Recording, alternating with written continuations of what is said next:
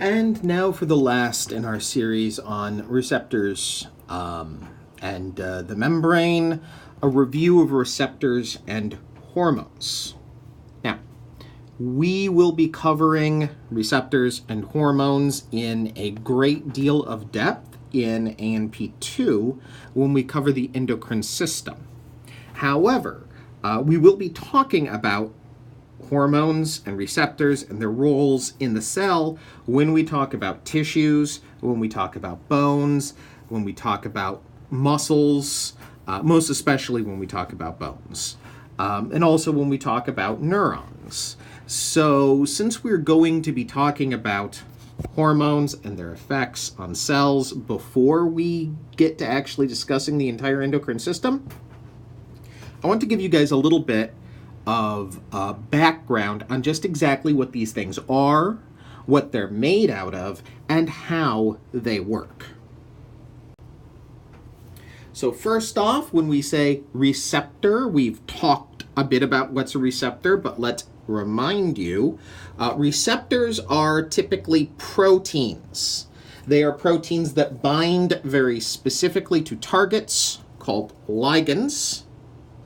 And when a receptor binds to a ligand, it produces a response, a change in how the cell works. This is sometimes called the stimulus response system. The ligand or hormone is the stimulus. The response is what the cell does. Cells don't have eyes, they don't have ears. The only way that they know about what's happening outside of themselves is to have receptors. Technically, they could also import molecules from outside, and that will tell them things as well. But even then, even if they import those molecules, until those molecules bind an internal receptor, the cell has no idea what it just did. For that point, most receptors are in the cell membrane. Not all of them, however. There are a few that are found floating around inside of the cell and that deal with things that are imported before they bind to their receptor. So we talked about the membrane as a selectively permeable layer. I want to remind you, because this is going to be important in just a second, that the lipid bilayer has hydrophilic head groups on each side and hydrophobic tails in the middle. This presents a barrier to things because hydrophilic things will not be able to easily cross that hydrophobic barrier. However, hydrophobic things, if they can get to the cell, can very easily cross the cell border, no problem. So we have hydrophilic,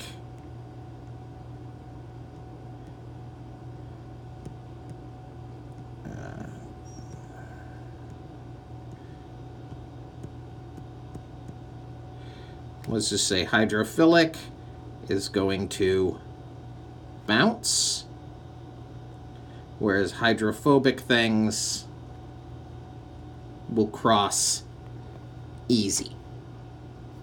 Also, generally speaking, the larger something is, the harder a time it has crossing. So really big things, even if they're hydrophobic, might be blocked. Receptors, most receptors, as we said, are found in the membrane. These are called, logically enough, cell surface receptors or membrane-associated receptors. Cell surface receptors bind to things that can come up to the cell, but which can't get into the cell. In fact, that would be hydrophilic things, because hydrophilic things cannot penetrate the membrane without some sort of pore or carrier. This is most cell receptors. However, there is a class of cell receptors called intracellular receptors, and these specifically bind to hydrophobic things. Now, most hormones and other chemicals are delivered to the cell by the blood, and the blood is mostly water. Hydrophobic things don't dissolve well in water, so they need to have a carrier protein. This carrier protein surrounds and protects the hydrophobic molecule, which is usually a steroid. And when they get close to the cell, the steroid typically will sort of drop off the carrier. It can't spend too much time in the water, but it can cross the cell membrane without any problems.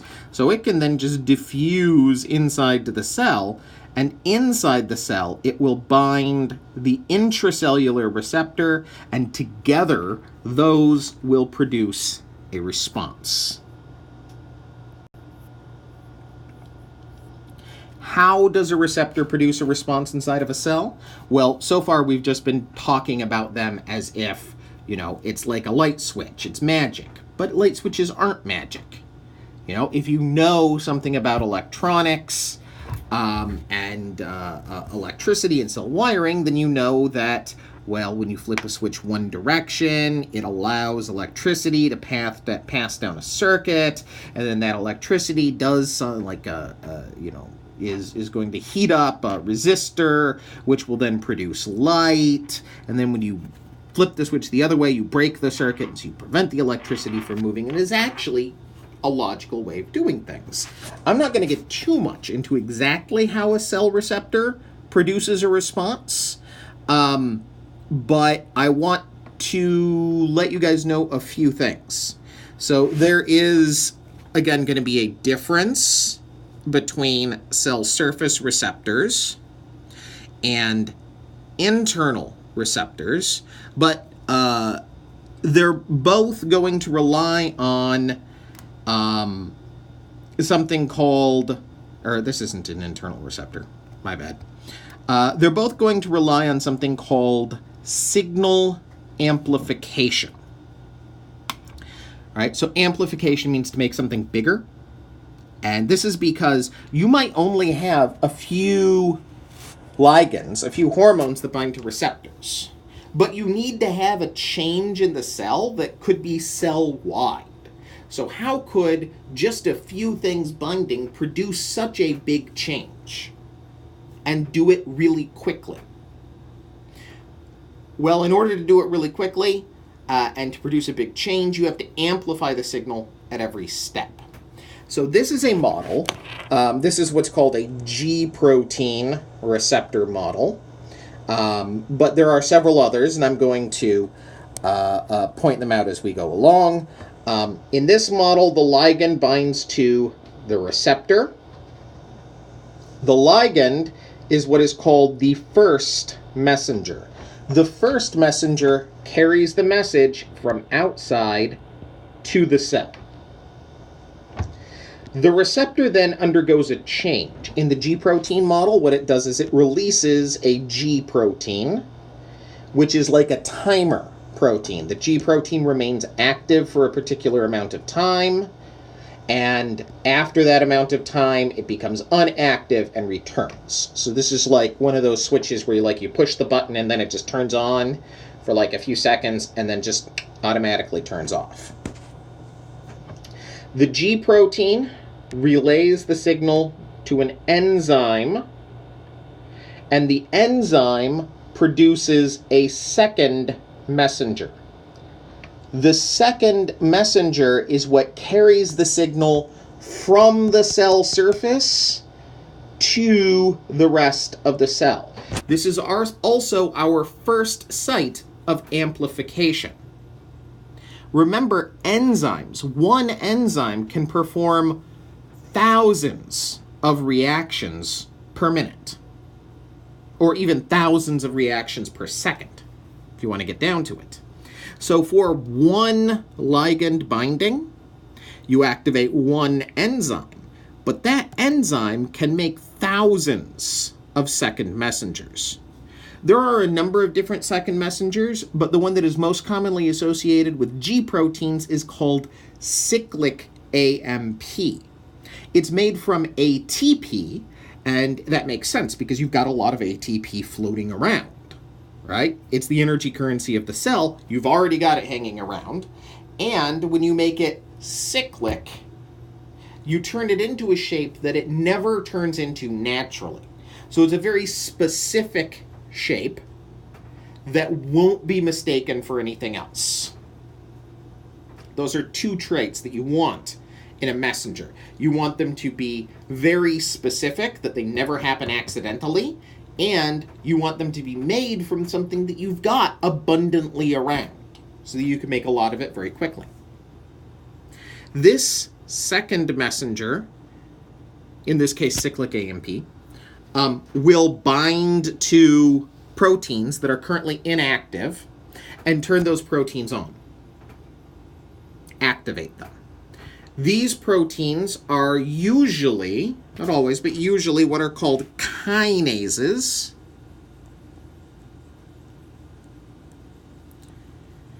These phosphorylate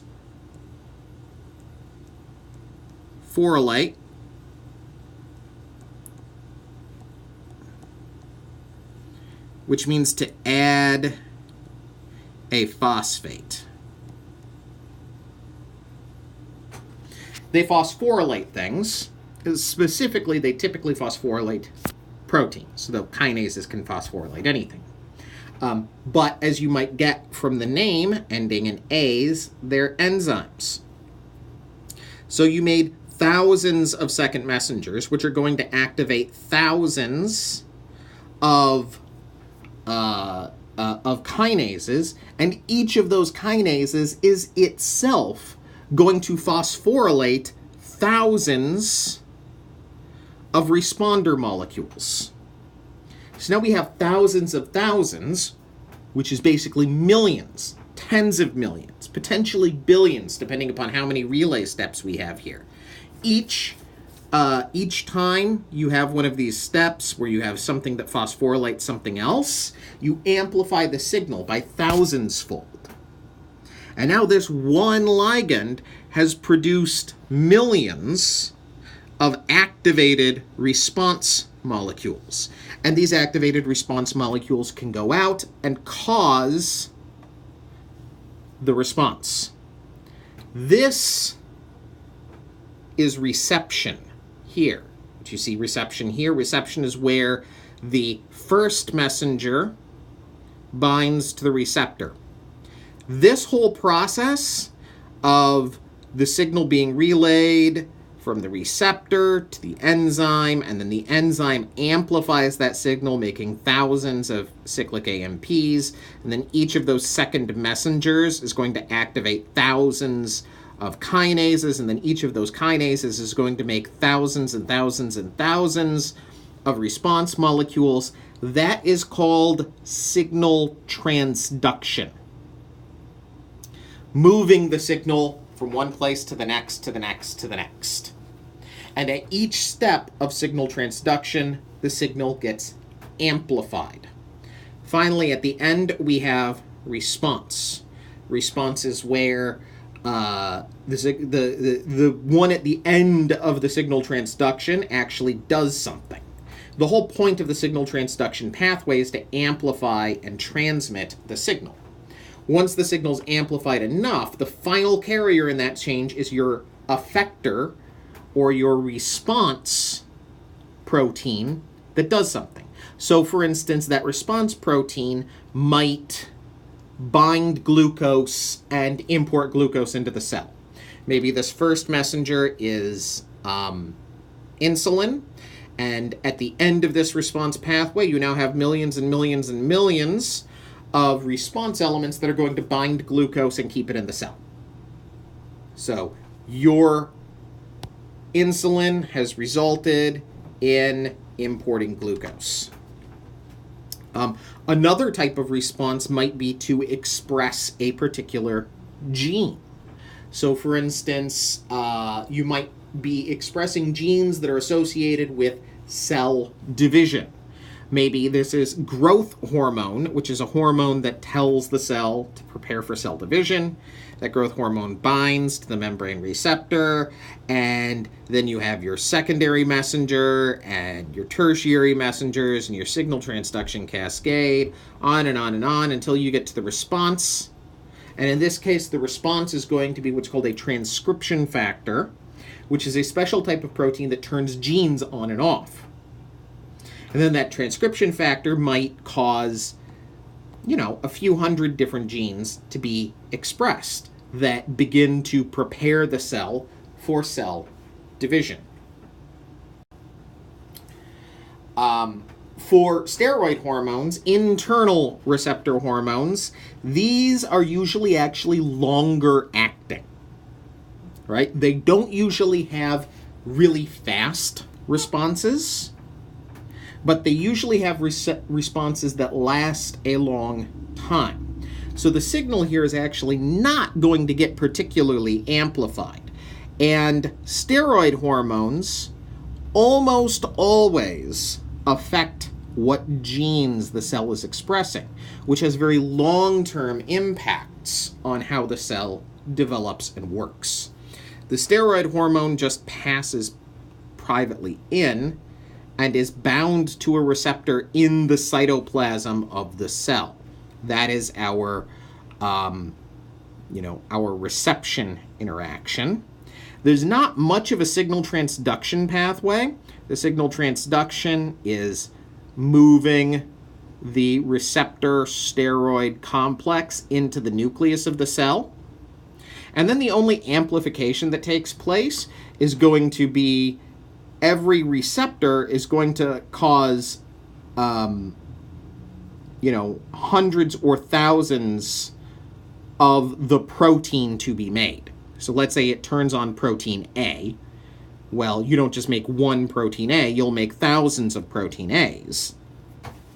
But still, it's a relatively less amplification, so the signal takes longer to take effect.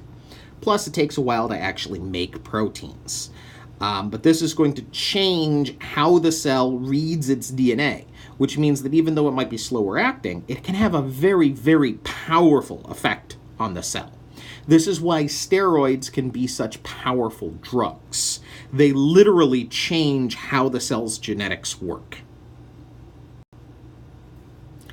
What are the sorts of effects that you can see when a receptor is triggered? What are the responses you might get? Well, the probably most common one is to turn enzymes on or off. This is pretty fast.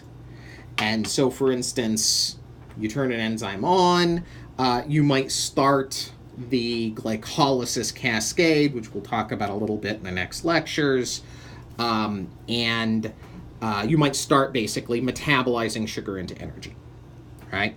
So that's a pretty fast thing to do. You can open or close channels in the membrane. This is actually really fast, and you see this, for instance, in muscle and nerve cells, where the binding of a ligand opens a gate, a channel in the membrane, and then allows certain things to move in. Sodium, potassium, calcium, something like that. You can change what genes are being expressed. This is what we talked about, say, growth hormone and steroid hormones, and a number of other different types of hormones as well tend to do. They actually change the genetic nature of the cell. You can cause morphological changes in the cell. So, for instance, a good example of this is when a signal is released inside of muscle cells, it causes a channel to open, which releases calcium. And the effect of that calcium is that it binds to the motor proteins in the muscle cell and causes them to begin contracting. And so the cell actually changes shape in response. You can also cause endocytosis or exocytosis. So a good example of endocytosis is receptor-mediated endocytosis, right? Things bind to the receptor. When enough of them bind to the receptor, the cell sucks in all of those receptors and endocytoses the material bound to them. You can also have receptors that trigger exocytosis. This is most particularly found in nerve cells, where a signal on one side of the nerve cell opens channels in the membrane that allow ions to flow in. This causes the nerve to conduct an electrical signal down itself. We'll get into this in a lot more detail when we talk about the nervous system. But once this gets to the end of the nerve, that signal triggers an exocytosis of neurotransmitters, which will then pass the signal on to the next nerve or the next muscle in the chain. So what's a hormone? I've been using the words ligand and hormone kind of interchangeably up till now. But they are slightly different, or at least a hormone is a subcategory of a ligand. Ligands are anything that bind to receptors. Hormones all pretty much bind receptors, but they are specifically things that bind receptors, ligands that are produced specifically by the body and are secreted into the blood. These are things that your body makes in specialized areas called glands, and they are then secreted into the blood, and the blood carries them everywhere in the body. So all hormones are naturally made by your body. If it's something that you are putting into your body from outside, we call it typically a drug or potentially a toxin or a poison. Drugs are all toxins and poisons at different doses. While hormones are one type of signaling molecule, there are actually 4 different types of signaling. And we sometimes call some of them hormones. Technically, hormones are just the ones that are secreted into the blood, but there are some other things that are hormone-ish. But here are the 4 types of signaling molecules. Exocrine, first off. Exocrines are chemicals that are secreted through ducts outside the body. Right? So they can be secreted onto your skin, but they can also be secreted into your body cavities. Some of your body cavities are actually outside of your body, particularly, say, your lungs, your digestive tract, parts of your urinary system. Most exocrine secretions are not considered hormones, so like sweat is an exocrine secretion, but it's not usually considered a hormone. There are some that could theoretically be considered hormones under some circumstances, but it's pretty rare. Next, we have paracrine signaling. Paracrine signaling is when a cell secretes a signaling molecule, but it doesn't secrete it into the blood, right? When something gets into the blood, it goes everywhere. With paracrine signaling, it secretes it into the interstitial fluid. That just means the fluid surrounding the cell. And so it can only affect nearby cells. So you can think of paracrine signaling as like giving a shout. If I were to give a shout out in class, everyone in class could hear me. Maybe some people in the next classroom could hear me as well. I'm a pretty loud guy. But people on the other side of town aren't going to hear me. Nobody in Dayton is going to hear me. So it only is going to be a signal that can be seen by things close by.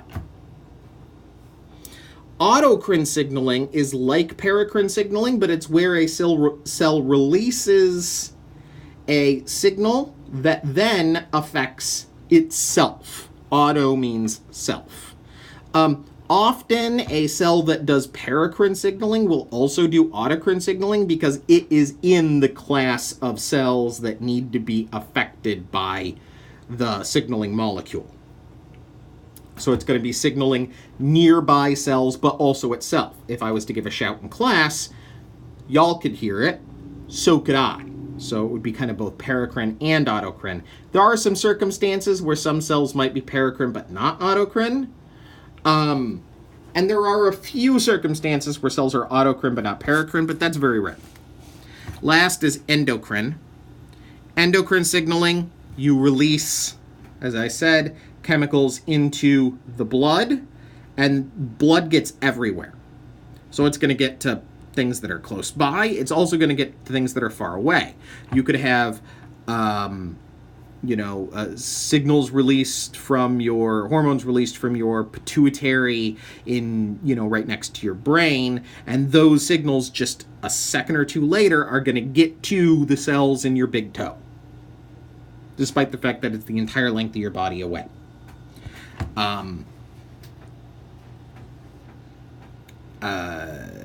Usually hormone specifically means endocrine hormones. Our book, for instance, does specifically use hormone to mean endocrine hormones. But you will, in common usage, sometimes hear people use the term hormone to talk about paracrine, autocrine, and very occasionally exocrine secretions as well. Hormones. You make a lot of different types of hormones, and you need to be able to make a lot of them, and you need to be able to make them very quickly.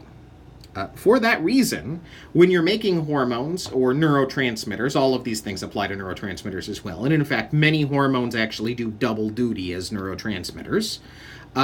There are a few things that make things, good, convenient hormone material.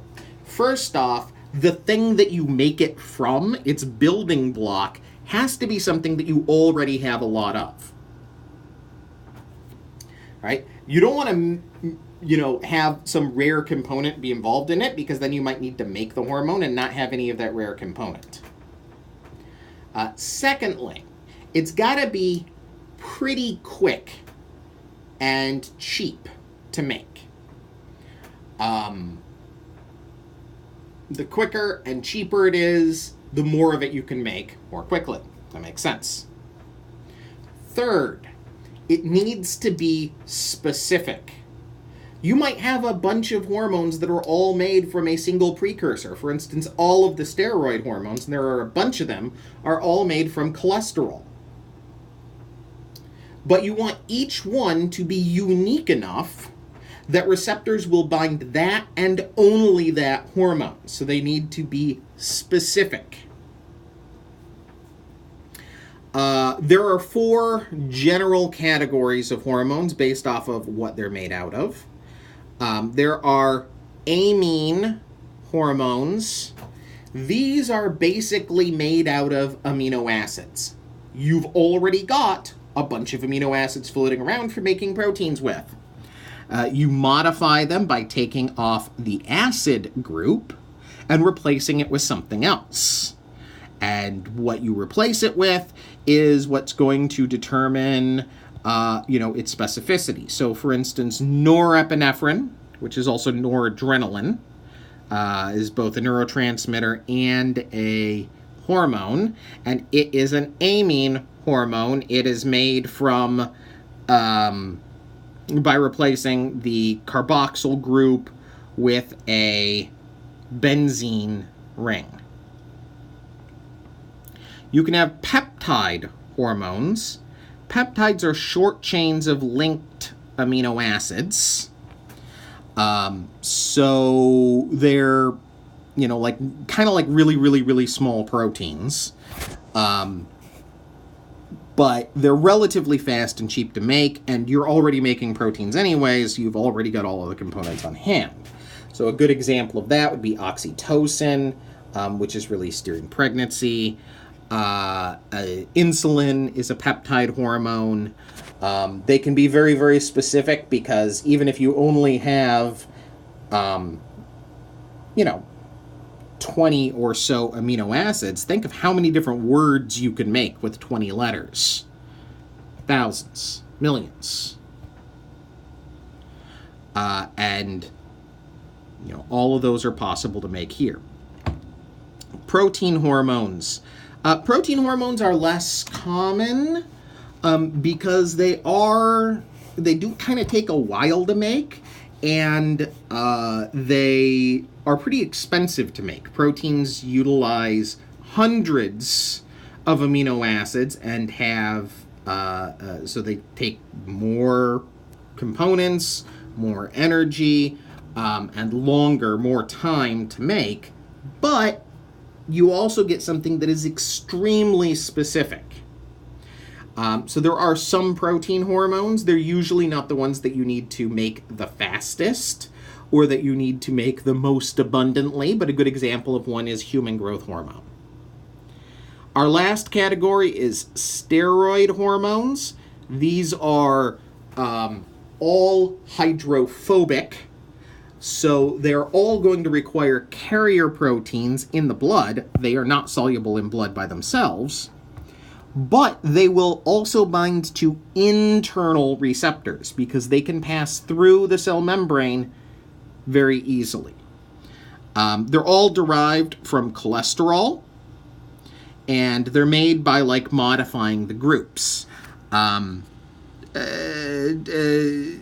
Usually things that end in sterone or sterol are going to be steroid hormones.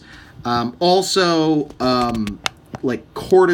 cortico is another common type of prefix for steroid hormones because they're made by the cortex of the adrenal gland.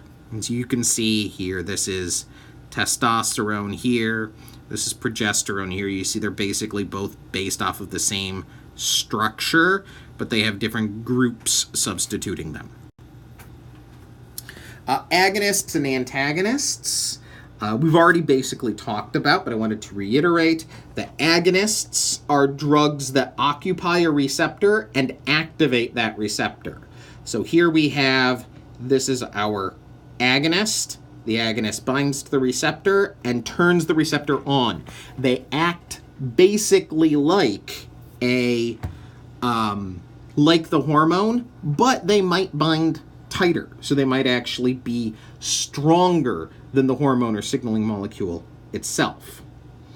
Antagonists are things that sit in the receptor and block it, but do not turn it on. So look at this T-looking thing here. It's sitting here in the receptor. It's blocking the receptor. This round ball drug here, or hormone here, now can't bind.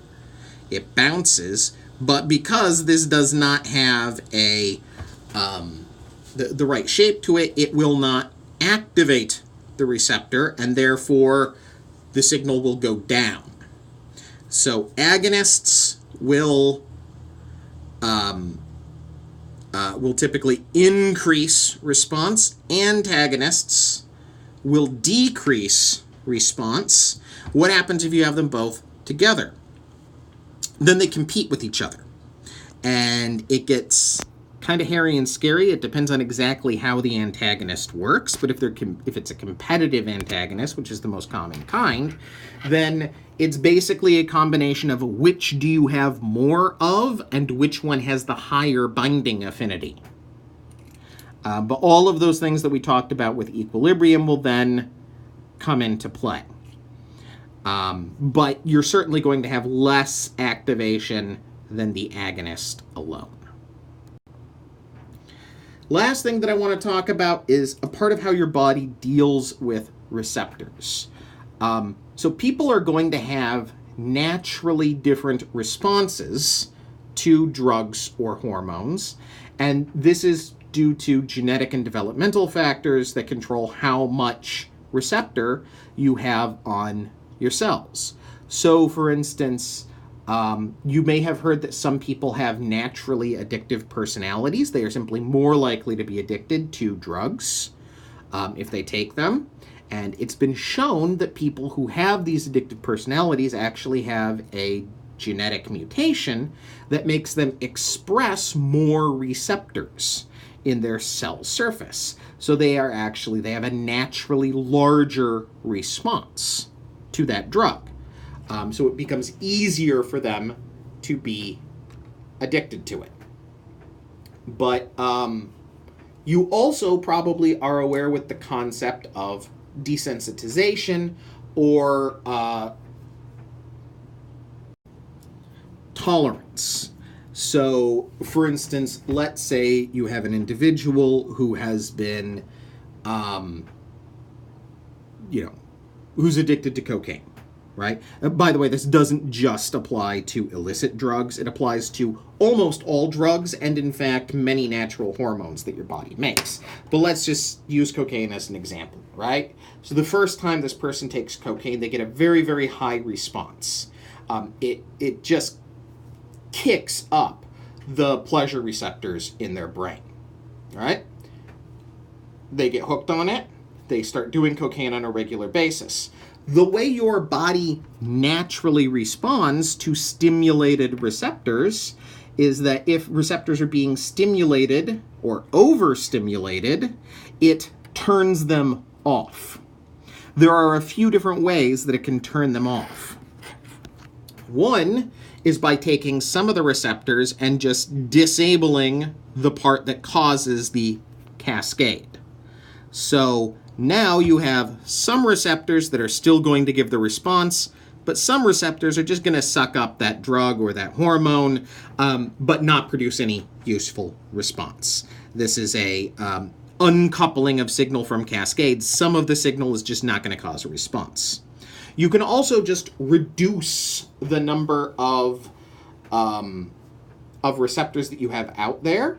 And what happens then is that you actually endocytose some of the receptors. When receptors become overly activated, this is particularly true of like receptors in neurons.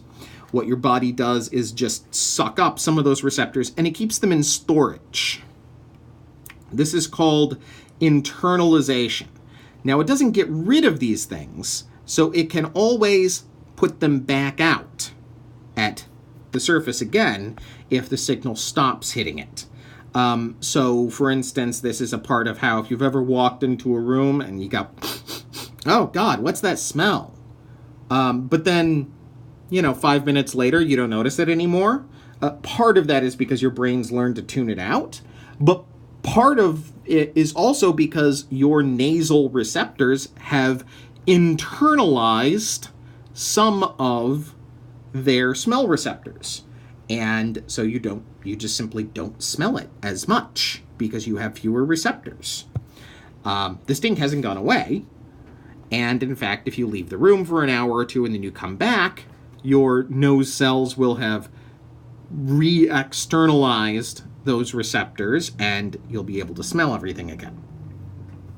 The last is called downregulation. This is the most long-term. This is where, again, you suck you internalize your receptors. You suck them into a vesicle. You endocytose them, but then you send that vesicle to the lysosome, which destroys it.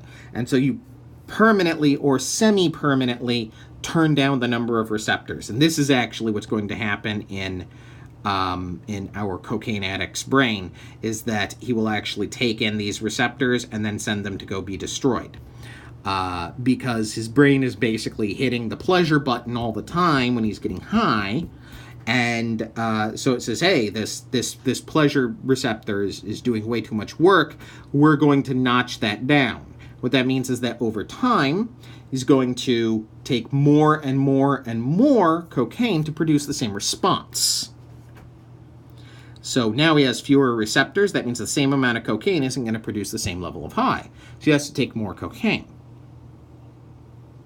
And that causes even more of the receptors to get internalized, which means you got to take more cocaine. Well, cocaine has other effects as well. And this is what leads people inevitably to overdose.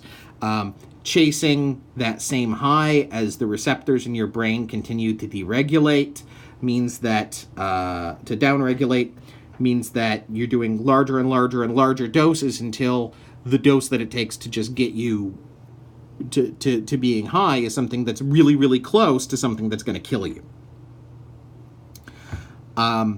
In some of these circumstances can be reversed. Desensitization and Internalization can be reversed relatively quickly. Downregulation sometimes results in an actual genetic change in the cell that is non-reversible. Even if it is reversible, it takes a lot of time because you've got to make whole new receptors. You destroyed the ones that you had. So if our cocaine addict example were to say, get on the wagon, start going to rehab, quit cocaine for a few years, what's the first thing that's going to happen? Well, his pleasure receptors are downregulated, but he's no longer doing cocaine. So he's used to having that high level of pleasure stimulation, and as soon as he stops doing it, he doesn't go back to like normal levels of pleasure stimulation. He goes way below that. This is what we call withdrawal.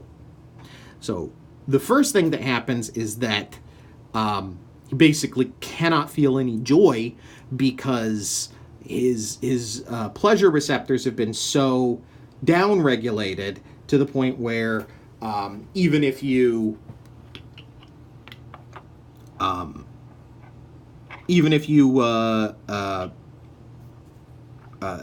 have a normal human amount of pleasure signals, there aren't enough receptors to actually see them. So this is why you get hangovers. This is part of why you get hangovers. This is why you crash after stimulants. This is why quitting drugs is so very, very difficult. And in fact, can sometimes lead to toxicity. So we're in the midst of an opioid epidemic here, and in addition to their recreational uses, opioids are extremely powerful painkillers. One of the things that people who are addicted to opioids say, coming off of it, they describe it as hurting. They don't even call it withdrawal, they call it hurting. That when you're coming off your high, when you haven't had your fix for the day, you're hurting. Well, that's because that's actually literally what they are doing. Opioids are painkillers. They activate pathways in the brain that suppress pain response. You always have a certain amount of pain in your body, pretty much constantly, because you have some pain cells that are either constantly on because you've got chronic pain issues, or they're just sending misfires to the brain. And the brain constantly produces a certain natural amount of opioids. Your brain actually produces a certain amount of opioids that tamps down that pain. This is something that your brain can do, like, so for instance, if you had a, let's say you had a massive injury, right? The first thing that happens is you feel really, really intense pain. That's your body telling your brain, hey, something bad happened. But then it fades very, very rapidly to sort of a background level as your brain, in response, releases opioids to tamp down the pain so that you aren't crippled by it. Like, a bear has just bitten into your arm. You can't sit there and, like, your body wants to send the signal to the brain, hey, bear bit me. But then it can't just have the brain going, ow, ow, ow, ow, ow, ow, ow, ow, ow, ow, ow, ow, ow. It's got to have a brain that goes, ow! All right, now we need to deal with this situation. And that's what the opioids do. They tamp down that pain signal so that your brain can actually deal with the situation. Well, in people who are opioid addicted, their brain has downregulated a lot of their receptors. So now, when their brain produces just normal, natural pain signals, responses, or whatever, the brain, even though it's producing the normal amount of opioid that would work on a normal human, they have fewer receptors. And so they don't get much of a response without that supplemental opium. And that means that once their opioid levels drop, when they start going into withdrawal, their body is naturally producing pain signals that it has no way to turn off. Literally, they are in pain. They are hurting because they're used to taking these painkillers. Their body has adapted to taking these painkillers, and now it has lost, not permanently, but semi-permanently, it takes weeks to months to recover from it, has lost its ability to regulate pain using its natural internal signals. You can upregulate things as well. Generally speaking, receptors will naturally desensitize. And we can see this in drug addictions. We can also see it in, for instance, insulin resistance in people who have, they may have obesity, they may have an eating problem, or they may just have naturally high levels of insulin. Whatever it is that's causing their body to make an overabundance of insulin causes their cells to down-regulate their insulin receptors. And now their body can't see a normal amount of insulin. They have to eat more than normal. They have to have a higher than normal blood sugar level before their cells will actually start to respond by taking glucose in. This is when somebody with type 2 diabetes starts to have to go on supplemental insulin of one sort or another, and it's because their receptors have gotten desensitized to the point where their body's natural insulin just can no longer do the trick. And unfortunately, while your brain will eventually recover from the downregulation of, opioids and cocaine and things like that, it seems that once your body becomes insulin resistant, and has been so for a long enough period of time, it does not seem to recover. It does not seem to put those receptors back, even if you have lowered your insulin levels for a significant period of time. There are some drugs that seem to reverse it. There are some surgical procedures that seem to reverse it, but those are all very new and not very well understood. All right, key points for this lecture. I need you to understand what a hormone versus a ligand is. I need you to know the effects that can be produced by hormones in the body. I need you to know the 4 types of chemical secretions: exocrine, endocrine, paracrine, and autocrine. And I need you to know the 4 classes of hormones and the concept of desensitization and these 3 methods of desensitization.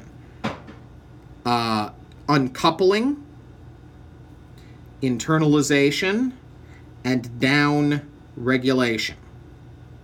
Uncoupling is also sometimes called inactivation.